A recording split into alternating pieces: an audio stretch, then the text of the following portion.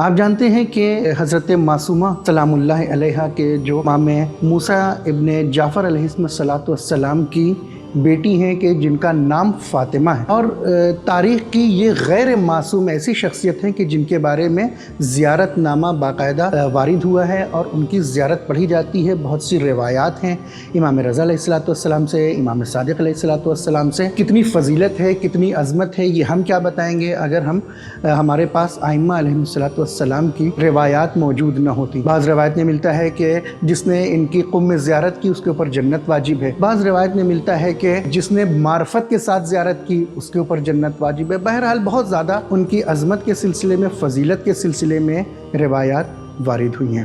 آج جو آپ کے سامنے بیان کرنا ہے وہ یہ ہے کہ جو آپ کا زیارت نامہ ہے اس میں اگر ہم غور کریں تو ایک بہت ہی لطیف نقطہ ملتا ہے۔ اس میں یہ ہے کہ جب ہم زیارت پڑھتے ہیں تو پڑھتے ہیں کہ السلام علیکہ یا رسول اللہ، یعنی زیارت کس کی ہو رہی ہے؟ جناب معصومہ کی۔ ہم پڑھ کیا رہے ہیں؟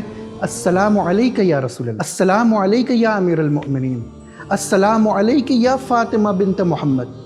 اس طریقے سے لے کر آخر تک، یعنی آخری امام تک ہم زیارت پڑھتے ہیں، اور اس زیارت کا مفہوم یہ ہے کہ سلام ہو آپ پر اے رسول اللہ، سلام ہو آپ پر اے امیر المؤمنین، سلام ہو آپ پر اے فاطمہ بنت محمد۔ یعنی ہم ان کو مخاطب قرار دے رہے ہیں، اور کہاں قرار دے رہے ہیں؟ جناب معصومہ کے حرم میں۔ یعنی آپ کی عظمت اتنی بلند ہے، آپ کی رفعت اتنی بلند ہے کہ جب ایک زائر آپ کے در پر آتا ہے اور آپ کو سلام کرتا ہے تو اس سلام سے پہلے وہ رسول اللہ کو سلام کرتا ہے، امیر المؤمنین کو سلام کرتا ہے، حضرت فاطمہ الزہرا سلام اللہ علیہ کو سلام کرتا ہے، اور اسی طریقے سے یہ سلام آخر تک جاتا ہے، یعنی حجت آخر تک سلام جاتا ہے، اور سب کو یہ قرار دیا جاتا ہے کہ آپ وہاں موجود ہیں۔